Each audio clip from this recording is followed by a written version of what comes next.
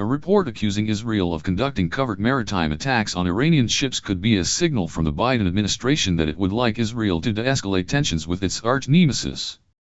An exclusive report by the Wall Street Journal made waves this week after it alleged that Israel had used water mines and other weapons to attack at least a dozen Iranian tankers that were smuggling oil and weapons to Syria. Iran has continued to trade oil with Syria, in violation of U.S. and international sanctions. Citing U.S. and regional officials, the Wall Street Journal report said that since late 2019 Israel had been sabotaging Iranian ships in a bid to prevent them from generating hundreds of millions of dollars worth of sales for the Islamic regime. Israel believes this money would then be used to fund extremist groups in the region. None of the ships that were targeted were sunk as a result of the attacks, which were carried out in international waters purportedly with the knowledge of the U.S., however. The Wall Street Journal said that at least 2 were delayed in making their oil deliveries to Syria. Yossi Melman, an Israeli analyst specializing in security and intelligence affairs who also writes for Haaretz, believes that information about Israel's clandestine maritime campaign was intentionally leaked to the press by the Biden administration. They were trying to send a signal to Israel to stop doing these kinds of things while they are indirectly negotiating, maybe even directly, with Iran, Melman told the media line. The exposure was intended. The administration doesn't like that Israel is still continuing with its covert war with Iran. U.S. President Joe Biden's administration has repeatedly stated that it would like to revive the 2015 nuclear deal, the Joint Comprehensive Plan of Action, but progress has been slow as both sides demand concessions from one another. It's just a matter of who will blink first, Melman said. Israel has so far refused to comment on the Wall Street Journal report, but senior Israeli security officials reportedly called on maritime tensions with Tehran to be de-escalated, according to Israel's Walla news site. Tensions are particularly high in the Egyptian region of the Strait of Hormuz, which divides the Persian Gulf from the Gulf of Oman. Israel has long carried out attacks against the Iranian regime via airstrikes in Syria as well as cyber attacks.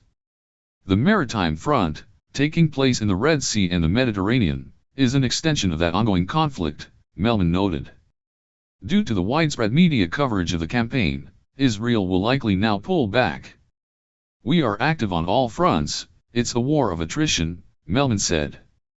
There are daily cyber attacks between Israel and Iran. But with the boats, I think it's unwise. Israeli defense analyst Amir Oren echoed Melman's statements, adding that the Wall Street Journal report is very credible and that the maritime campaign represents yet another front in the long-standing war between the two countries. What's new is the visibility because both sides usually prefer to conduct it without much fanfare, Oren told the media line. You haven't seen anyone take credit either for that or for the attack on the cargo ship in the Gulf of Oman, he said, referring to the explosion that struck an Israeli-owned ship last month. Intelligence experts widely believe Tehran is behind the incident. The London Times on Saturday reported that Israel's clandestine maritime attacks caused at least one oil spill in the Red Sea in October 2019. It further suggested that the massive oil spill that hit Israeli and Lebanese coasts last month could be connected to these sabotage efforts. Israeli politicians blamed a Libyan tanker carrying crude oil from Iran to Syria for the spill, which damaged some 170 kilometers. 105 miles, out of 190 kilometers, 118 miles, of Israel's beaches last month, according to the Israel Nature and Parks Authority. Defense Minister Benny Gantz has dismissed speculation that Israel may have inadvertently caused the ecological disaster. Neither Melman nor Oren believes that there is any connection to the two reports. There are many such tankers in the waters here and in the Red Sea, Oren related. It just so happens that this one was responsible for the leak, but this was not an Israeli act that went wrong.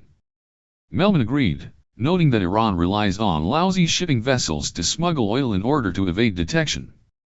The poor quality of the ship is what led to the spill. It was accidental.